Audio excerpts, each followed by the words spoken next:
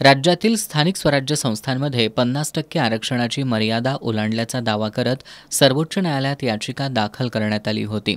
या याचिकेवर आता सरन्यायाधीश सूर्यकांत आणि न्यायमूर्ती जयमाला बागची या 2 सदस्यीय खंडपीठासमोर सुनावणी झाली.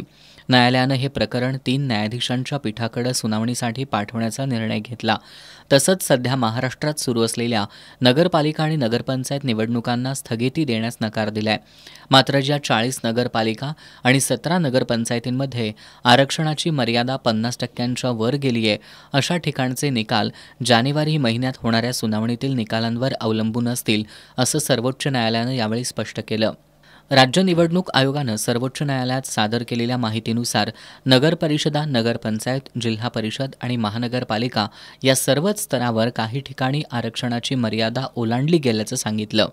आरक्षणाची 50% मर्यादा ओलांडले गेलेल्या संस्थांची आकडेवारी अशी: नगरपरिषद 40, नगरपंचायत 17, महानगरपालिका 2, जिल्हा परिषद 17, पंचायत समिती 84.